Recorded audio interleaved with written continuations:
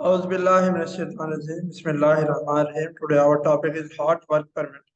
इससे पहले हम कोल्ड वर्क परमिट पे बात कर चुके हैं। कम्प्लीटली मैं डिफाइन कर चुका हूँ कोल्ड वर्क परमिट को। तो आज का हमारा टॉपिक है hot work permit of Saudi Arab. अच्छा, हॉट वर्क परमिट से पहले मैं आपको एक चीज बताना चाहता हूँ। इसमें एक फॉर्म है, ये देखिए सऊदी अरब हॉट वर्क परमिट के नीचे सऊदी अरब को 98732 ये है जी। इसका फ्रंट और बैक भी इसमें आपको दिखाऊंगा। तो ये 98732 जो है ये कोड है हॉट वर्क परमिट। अगर 98731 है तो वो है इक्विपमेंट ओपनिंग लाइन परमिट का। इसी तरह 98732 हॉट वर्क, 98733 थ्री जो है टू की जगह यहाँ पे थ्री आएगा तो कोड वर्क परमिट। और 98734 कन्फाइंड स्पेस। अच्छा, अगर हम सऊदी अरामको में परमिट की बात करें तो रिस्ट्रिक्टेड एरियाज में परमिट जो है वो लाजमी है और नॉन रिस्ट्रिक्टेड एरियाज में परमिट की ज़रूरत नहीं है। अब रिस्ट्रिक्टेड एरियाज और नॉन रिस्ट्रिक्टेड एरियाज में फ़र्क कैसे पता चलेगा, तो वो क्लाइंट हमें बताएगा, प्रोपोनेंट डिपार्टमेंट बताएगा या ऑर्गेनाइजेशन बताएगी कि ये हमारे ये रिस्ट्रिक्टेड एरियाज हैं, डेजिग्नेटेड हैं, और ये नॉन रिस्ट्रिक्टेड एरियाज में जिस तरह लो रिस्क एक्टिविटीज वो डिटरमाइन कौन करेगा, as determined by proponent organization manager may be excepted from the work permit system. Actually जिस तरह क्लीनिंग है या इस तरह की एक्टिविटीज जो है वो नॉन रिस्ट्रिक्टेड में आती है। और बाकी सारी जिसमें ऐसी एक्टिविटीज रिस्ट्रिक्टेड एक्टिविटीज क्या होती हैं जी? Restricted activities design designated by proponent organization manager that present a potential hazard to company operations, facilities, personnel or equipment at all Saudi Aramco facilities, Saudi Aramco project sites, at project support facilities covered under Saudi Aramco land use permits, including lay down yards वगैरह। ये सारे जो है ना उसमें आते हैं जी, रिस्ट्रिक्टेड एरियाज। अगर हम हॉट वर्क परमिट की बात करें तो हॉट वर्क परमिट्स में कौन कौन सी, ये मैं हॉट वर्क परमिट्स को डिस्क्राइब करूंगा जैसे मैंने कोल्ड वर्क परमिट दिया था, ऐसे एक चीज बताऊंगा। उससे पहले यह है कि कुछ चीजें मैं यहाँ पे बताना चाह रहा हूँ कि हॉट वर्क परमिट्स में एक्टिविटीज कौन कौन सी हैं और क्या है हॉट वर्क परमिट ना।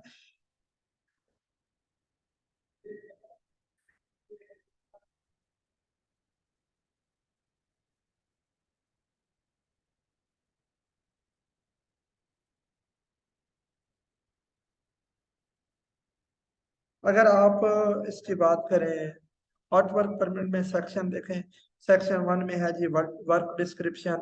इसमें मंथ है, डे है, ईयर है, ड्यूरेशन है, टाइम ड्यूरेशन, आपने वो सारी चीजें यहाँ पे मेंशन कर देनी है। अगर आप सेक्शन टू में जाएं तो हैजर्ड आइडेंटिफिकेशन एंड कंट्रोल है। इसमें देखें हैजर्ड एनालिसिस चेकलिस्ट भी है।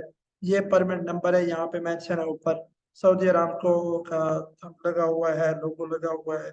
तो सेक्शन वन और सेक्शन टू को मैं डिस्क्राइब करूंगा। तो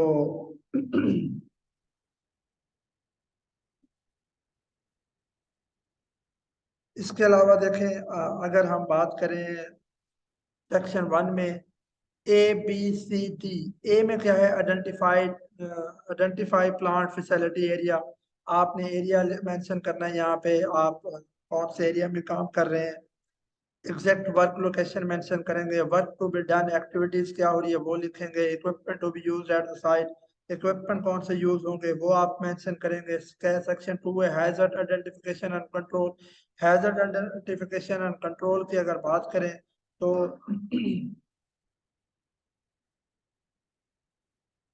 यहाँ पे आइडेंटिफाई ABCDEFGHI, ये सेक्शन में जो है ना वो आगे है।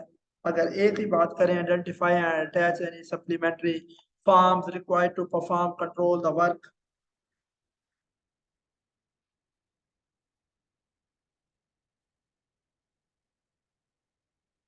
और इसी तरह जॉब सेफ्टी एनालिसिस का फॉर्म है। अगर जॉब सेफ्टी एनालिसिस जैसे ज़ाहिर फॉर्म होगा लाजमी आप अटैच करेंगे। टेस्ट टेस्ट रिकॉर्ड्स आप अटैच करेंगे अगर है तो। आइसोलेशन प्लान अगर है तो वो आप अटैच करेंगे, ब्लाइंड लिस्ट है या नहीं है, इसी जगह पे काम कर रहे हैं तो फिर आप अटैच करेंगे। क्रिटिकल लिफ्टिंग अगर है तो वो आप क्रिटिकल लिफ्ट प्लान साथ लगाएंगे। एक्सकवेशन अगर है तो एक्सकवेशन चेकलिस्ट लगाएंगे। अगर हाइड्रो टेस्टिंग हो रही है तो हाइड्रो टेस्ट प्रोसीजर लगाएंगे। एनर्जी की बात करें तो एनर्जी टाइप्स में क्या है जी, एनर्जी टाइप्स में होता है जी hydrocarbon, gas, steam, chemicals, mechanical, electrical, hydropneumatic, potential energy, spring loaded gravity, automated extinguishing systems. ये सारी एनर्जी इनमें से जो यूज हो रही है उसको टिक करेंगे और उसी के हिसाब से फिर प्रिवेंशन भी चाहिए होंगे। आइसोलेशन मेथड कौन सा यूज कर रहे हैं, अगर यूज कर रहे हैं तो आपने टिक करना है, और कौन सा यूज कर रहे हैं वो भी मेंशन करना है। लॉक है, स्विच ब्रेकर है, मैकेनिकल ब्लॉक है, ब्लॉक वॉल है, सिंगल ब्लॉक एंड ब्लीड है, डबल ब्लॉक एंड ब्लीड है, ब्लाइंडिंग ब्लाइंडिंग है, डिस्कनेक्ट है। मैं इंशाल्लाह इस पे भी किसी दिन वीडियो बनाऊंगा कि ये लॉक स्विच ब्रेकर क्या है, मैकेनिकल ब्लॉक क्या है, ब्लॉक वॉल क्या है, सिंगल ब्लॉक एंड ब्लीड क्या है। इंशाल्लाह इस पे भी मैं वीडियो बनाऊंगा। पोटेंशियल एक्सपोजर की अगर बात करें तो हाई नॉइज एरिया, अगर हाई नॉइज एरिया है तो आप टिक करेंगे। फिर हाई नॉइज की प्रिवेंशन क्या है वो भी आपको लाजमी प्रोवाइड करनी पड़ेगी।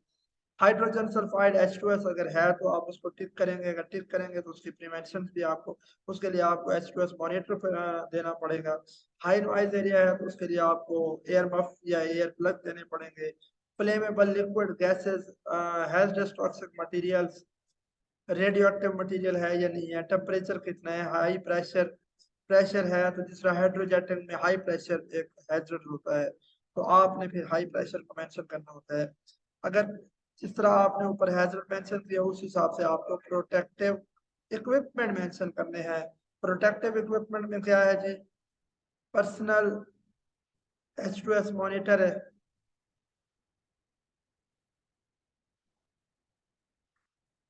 FRC है, ARC rated PPs, goggles, face shield, chemical suit, coveralls वगैरह ये आपको मेंशन करनी है। फॉल प्रोडक्शन में क्या है, barricade, warning sign, respiratory production वगैरह ये सारी चीजें आपको मेंशन करनी है जी, अगर इस तरह इस जगह पे आप काम कर रहे हैं तो।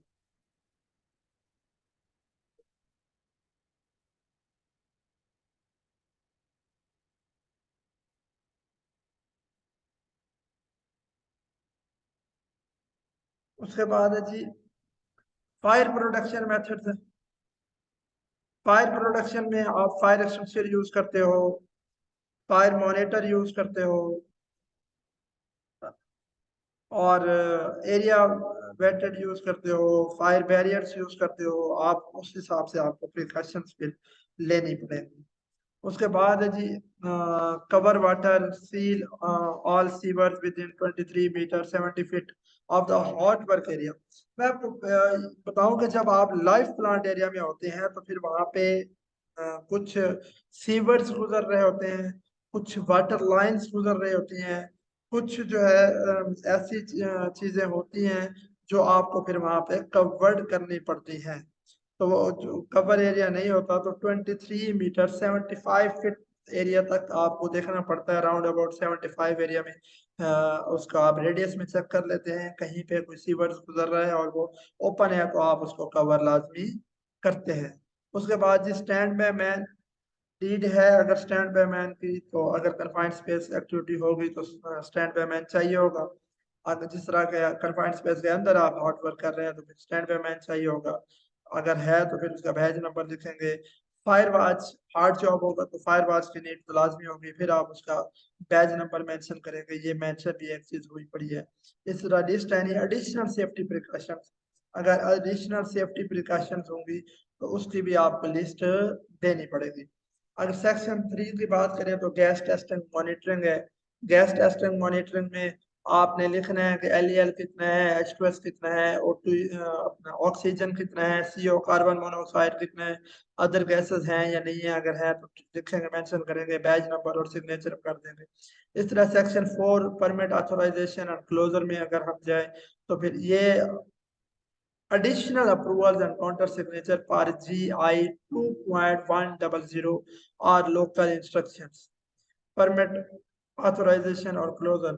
यहाँ पे देखें जी, ये परमिट ओपन, परमिट ऊपर लिखा हुआ है, नीचे देखें ओपन लिखा हुआ है। यहाँ पे आपको रिसीवर के सिग्नेचर है, यहाँ पे आपको रिसीवर का बैज नंबर है, और यहाँ पे आपको दोनों के सेट साइन मिलेंगे। इस तरह यहाँ परमिट क्लोज है तो दोनों को आपको साइन मिलेंगे। इधर आ जाए हम, तो ये जी है हमारे पास hazard analysis checklist. Hazard analysis checklist, hazard analysis checklist में हॉट वर्क में ब्रीफली बता चुका हूँ। आपको यहाँ पे मेंशन करना होता है, ये 20 चेकलिस्ट है। यूं समझ लें कि ये जो हैजर्ड एनालिसिस चेकलिस्ट में 20 पॉइंट्स हैं। ये पॉइंट इस तरह है कि आप इस तरह टीबीटी करवाते हैं किसी भी जॉब से पहले, कोई भी एक्टिविटी करवाएंगे, उस एक्टिविटी से पहले आप LMR करते हैं, लास्ट मिनट रिस्क असेसमेंट। ये वो है, लास्ट मिनट रिस्क असेसमेंट करते हैं कि काम शुरू करने से पहले आप लास्ट मिनट रिस्क असेसमेंट करेंगे, और फिर वहां पे खड़े होकर देखेंगे और इस चेकलिस्ट को फिल करेंगे। ये 20 पॉइंट्स बनाए गए हैं। इन 20 पॉइंट्स की मदद से आप इजीली डिफाइन कर सकते हैं कि आपका जो एक्टिविटी होने जा रही है आपकी, वो सेफ है या अनसेफ है, या उसमें कोई प्रॉब्लम है, तो आप इजीली डिफाइन कर सकते हैं इस चीज को। Is the correct type of permit issued for the work. पहली चीज के क्या correct type of permit issue हुआ है काम करने के लिए। ये कोल्ड वर्क परमिट में भी हमने देखा था, यही चेकलिस्ट थी, और हॉट वर्क परमिट में भी आप देख रहे हैं कि यही सेम यही checklist correct type of work permit है जी। उसके बाद है जी, have the job safety analysis JSA and other application supplementary form be communicated to the work group।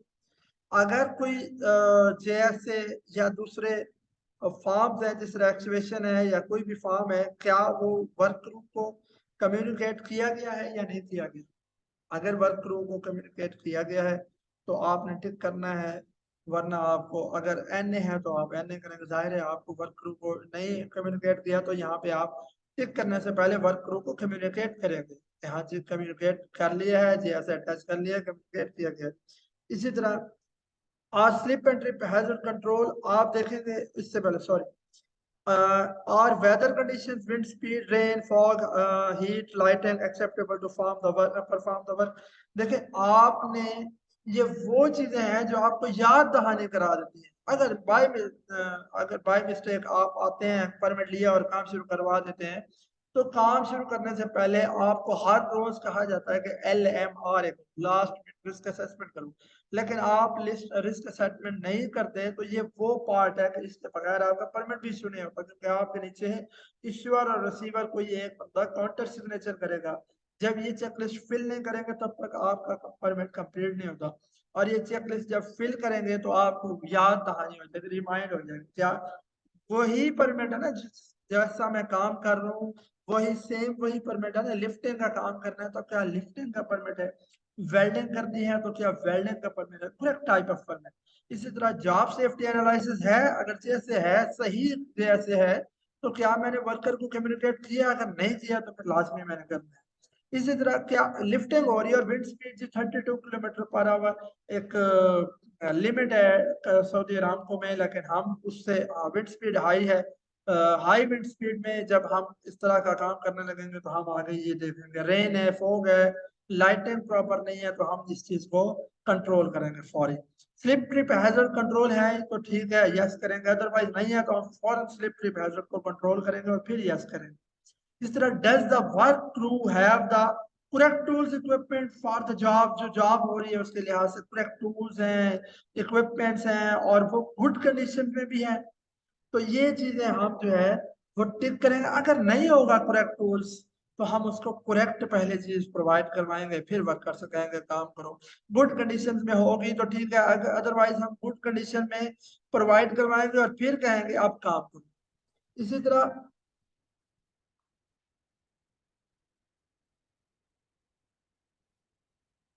आगे है जी, do personal have the proper certification to perform the activity and और operate the equipment.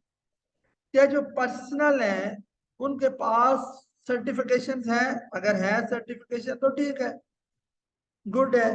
क्या जो activity जो perform कर रहे हैं उस एक्टिविटीज के लिहाज से उनके पास प्रॉपर सर्टिफिकेशंस हैं तो ठीक, ओके करने देंगे, यस करेंगे। अदरवाइज फिर हम उन लोगों को काम नहीं करने देंगे जिनके पास प्रॉपर, जिस तरह ये देख लेंगे सेफ्टी ओरिएंटेशन आप चेक करते हैं कार्ड है या नहीं है। अगर सेफ्टी ओरिएंटेशन नहीं हो तो आप उसको अलाउ ही नहीं करेंगे साइट पे आने। इसी तरह अगर एक फायर वॉच बंदा बनाना चाह रहे हैं आप, वहां पे आपको फायर वॉच चाहिए और फायर वॉच कोई बंदा आ गया जी मैं फायर वॉच हूँ, तो आप चेक करेंगे फायर वॉच की इसकी ट्रेनिंग प्रॉपर है या नहीं। अगर ट्रेनिंग है, सर्टिफिकेट है, तो आप उसको अलाउ करते हैं। अदरवाइज आप उसको कहते हैं कि जी ये फायर वॉच चेंज करो, दूसरा फायर वॉच ले और फिर काम शुरू, तो आप उसको फिर यस करके फिर काम शुरू करते हैं। इसी तरह इंस्पेक्शन, जो इक्विपमेंट है आपका उसका inspection sticker, monthly inspection sticker होता है जो मंथ के स्टार्ट में एक इंस्पेक्शन होती है और वो स्टिकर लगा दिया जाता है पूरे मंथ के लिए। तो इंस्पेक्शन स्टिकर आप देखते हैं वैलिड है या नहीं है। अगर वैलिड वैलिड नहीं है तो आप फिर उसको नहीं काम करने देते, उस चीज को अलाउ ही नहीं करते। इस तरह है all equipment for working at height. अगर वर्किंग एट हाइट है तो आप उसके इक्विपमेंट चेक करेंगे as per working at height, क्या रिक्वायरमेंट्स है वो पूरी हो रही है तो ओके यस लिखेंगे। अदरवाइज अगर वर्किंग एट हाइट नहीं है तो फिर आप एन ए कर देंगे, नॉट एन। ठीक है जी। अगर इस तरह स्कैफोल्डिंग एक्टिविटी हो रही है तो आप उसको यस करेंगे। यस कैसे करेंगे कि स्कैफोल्डिंग टैग चेक करेंगे, टैग लगा हुआ है, करेक्ट टैग लगा हुआ है, उसकी इंस्पेक्शन वैलिड है, इंस्पेक्शन सुपरवाइजर या इंस्पेक्शन उसका जो जो इंस्पेक्टर है स्कैफोल्डिंग का वो। और बास टाइम कुछ ऐसी कंडीशंस हैं जब इंस्पेक्टर और सुपरवाइजर दोनों के साइन होते हैं इंस्पेक्शन पे। अगर वो है तो आपने यस करना है, अगर स्कैफोल्डिंग एक्टिविटी नहीं हो रही तो आप एन ए कर सकते हैं। इसी तरह जी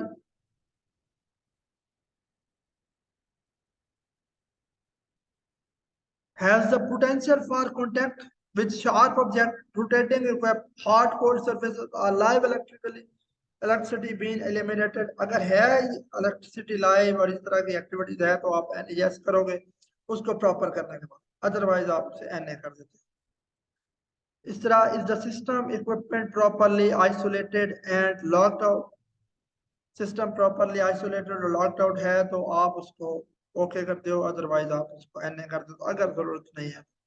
इसी तरह ये सारे पॉइंट्स हैं जी, आपने एक एक पॉइंट को देखना है। एजुनेशन सोर्सेज हैं एलिमिनेटेड और कंट्रोल्ड हैं या नहीं है, रिलीजिंग फ्लेमेबल लिक्विड्स और गैसेस भी कंट्रोल्ड हैं या नहीं है, अगर इस तरह इक्विपमेंट डीप्रेशराइज और ड्रेन है या नहीं है, पर्जिंग प्रॉपर हो गई है नहीं है, फायर वॉच चाहिए तो फायर वॉच अवेलेबल है या नहीं है। तो आपको वहाँ पे अगर कोई इस तरह का पोटेंशियल एक्सपोजर है और उस हिसाब से आपको उनको कंट्रोल भी किया गया है या नहीं, अगर कंट्रोल किया गया है तो उस हिसाब से आपको इक्विपमेंट प्रॉपर पीपीई भी मिले हैं या नहीं। तो ये तमाम चीजें, और लास्ट पे इमरजेंसी का है कि आपके पास इमरजेंसी प्रोटोकॉल और इमरजेंसी असेंबली एरिया और ये तमाम चीजें आपको पता होना चाहिए। और नीचे है जो काउंटर सिग्नेचर है, ईश्वर और डेजिग्नेटेड रिपीटिव रिप्रेजेंटेटिव रिसीवर, ईश्वर और रिसीवर में से कोई एक बंदा काउंटर सिग्नेचर करेगा। मैं आपको दिखा देता हूँ काउंटर सिग्नेचर की जगह से।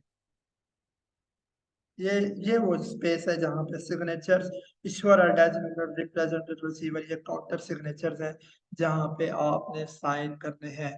अच्छा जी, इसकी बैक साइड दिखाऊं तो बैक साइड का मेरे पास एक परमिट पड़ा है, ये परमिट जी बैक साइड का, ये परमिट तो कोड वर्क परमिट है लेकिन बैक साइड सेम है दोनों में ना।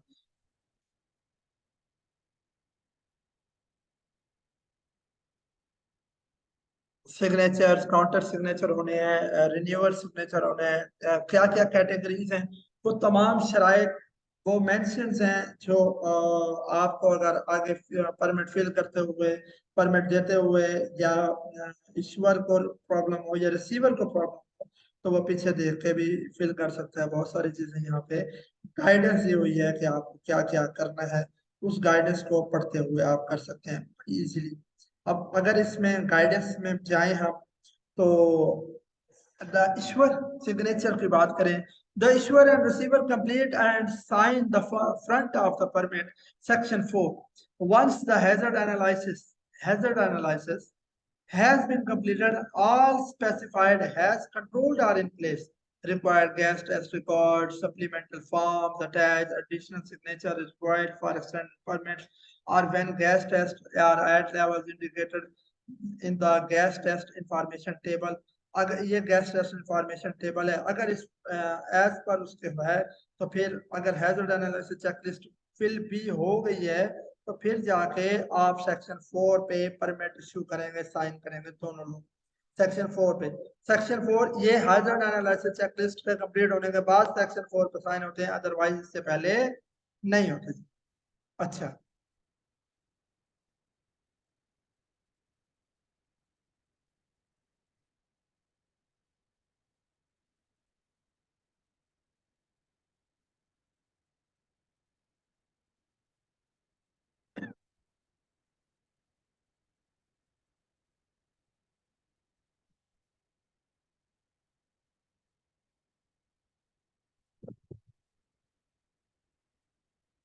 काउंटर सिग्नेचर क्या कहाँ होने हैं जी? The issuer must obtain the approval and signature of other organization whose operations will be affected by the issuer जो है वो लाजमी साइन अप्रूवल लेगा, काउंटर सिग्नेचर लेगा दूसरी ऑर्गेनाइजेशन के, दूसरे ऑपरेशन ऑर्गेनाइजेशन के, अदर ऑर्गेनाइजेशन हुज जिसकी ऑपरेशन जो है विल बी अफेक्टेड, अफेक्टेड होंगे किसी भी काम की वजह से, तो वो लाजमी उनके साइन और उनको बताना पड़ेगा, उनको इन्फॉर्म करना पड़ेगा और उनकी परमिशन से ही अगला काम करना पड़ेगा। और रिन्यूड परमिट की क्या रिक्वायरमेंट्स है जी? Required signature of the issuer and receiver coming on shift and notification to all counter signing organization। अगर आपको परमिट रिन्यू करवाना है, कोई नई शिफ्ट आ गई है और परमिट आपको अभी आपका काम रहता है या कंडीशंस है, आपको परमिट रिन्यू करवाना है, नई या पहली शिफ्ट का जो है काम, वो पहली शिफ्ट चली गई और दूसरी शिफ्ट आ गई है, अभी आपका टाइम रहता भी है, तो वो परमिट को आगे रिन्यू जब करेंगे तो वो खुद भी साइन करेंगे इश्यूर और रिसीवर, और काउंटर सिग्नेचर भी करवाएंगे दूसरे ऑर्गेनाइजेशन। एक्सटेंड परमिट की क्या कंडीशंस है? Required signature of the division head, division head के सिग्नेचर रिक्वायर्ड है, कहाँ पे? और अबव या उससे भी ऊपर वाले किसी बंदे के, of both issuing and receiving organisation. अगर आपको परमिट एक्सटेंड करना है तो फिर आपको डिवीजन हेड या उससे भी ऊपर और दोनों ऑर्गेनाइजेशन के साइन चाहिए। क्लोज परमिट करना है, the issuer and receiver must sign the work permit after completion of the, जब काम खत्म हो जाए तो ईश्वर और रिसीवर दोनों ने साइन करके परमिट क्लोज करना। यहाँ नहीं रुकना, इससे आगे एक और कंडीशन भी है, when the permit duration has expired.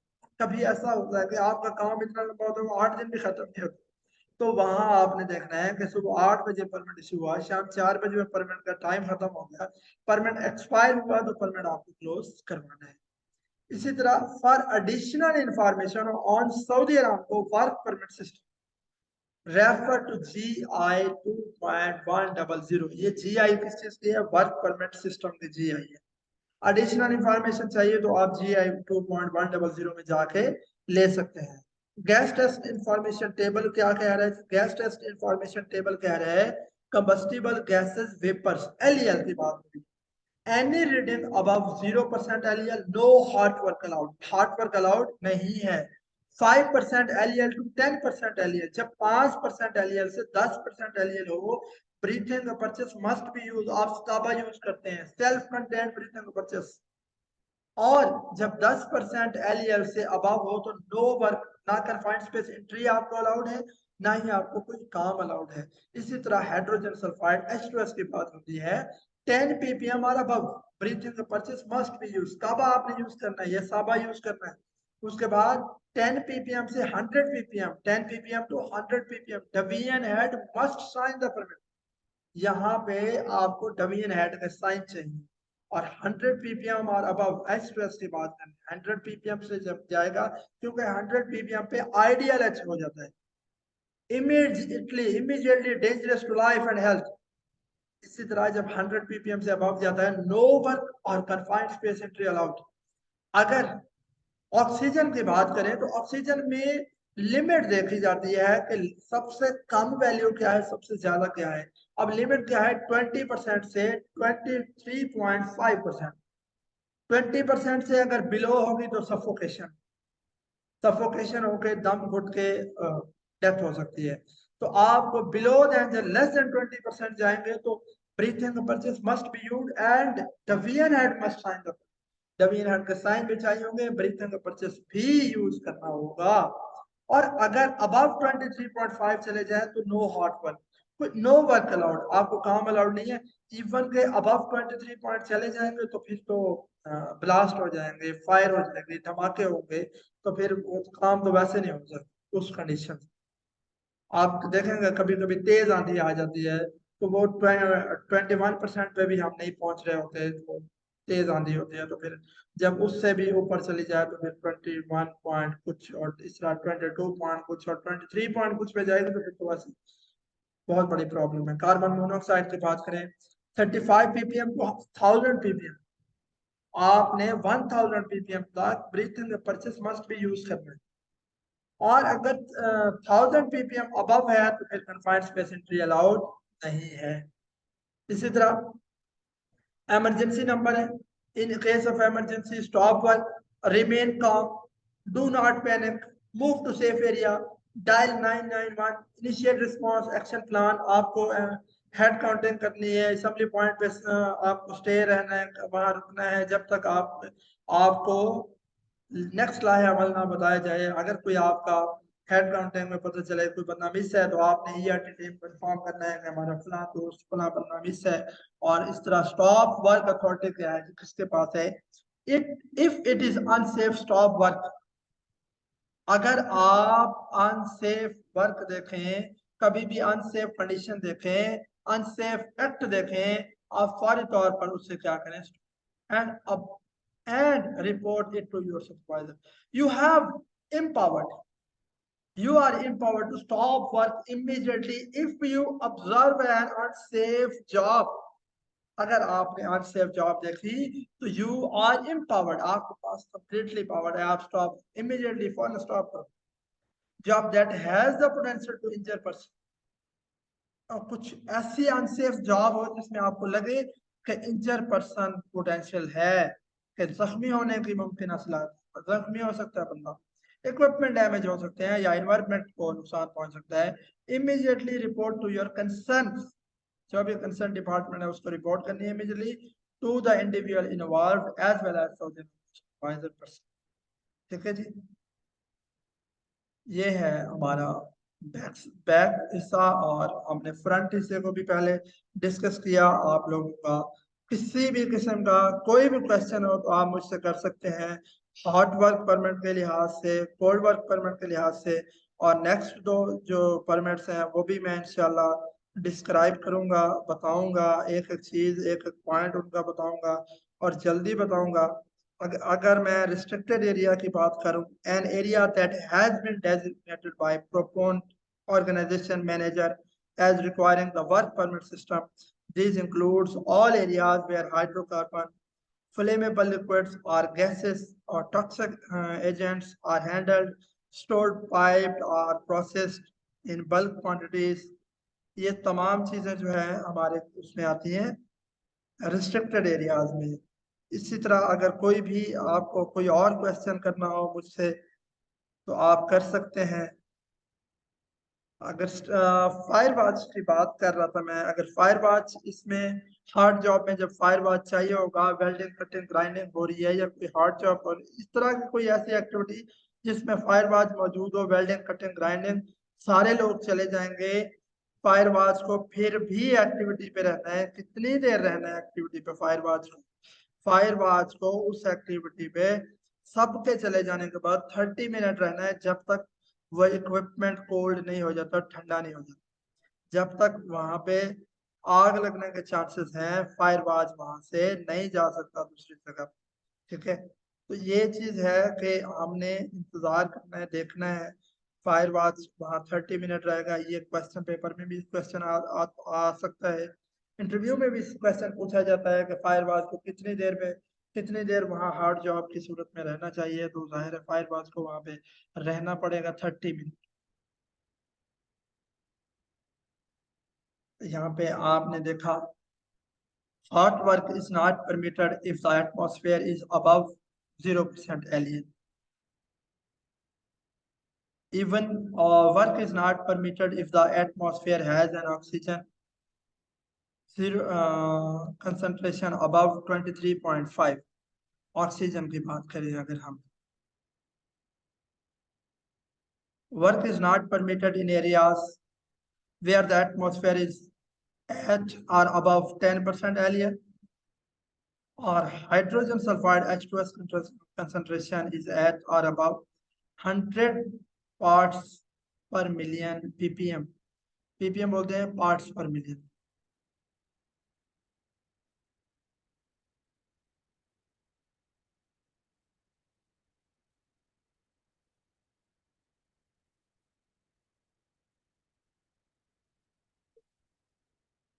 During activities that involving cutting, welding, or open flame or fire arts shall remain in the area for no less than 30 minutes after the hot work is finished.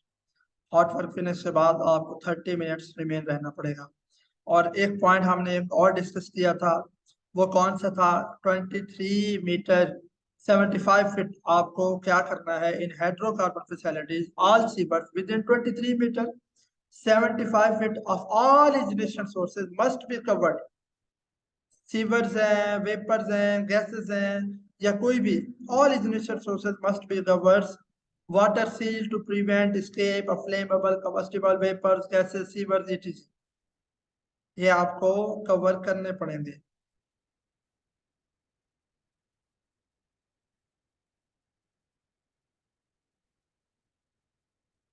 चलेंगे, मुझे अपने बहुत सारी दुआओं में याद रखिएगा, अपना ख्याल रखिएगा.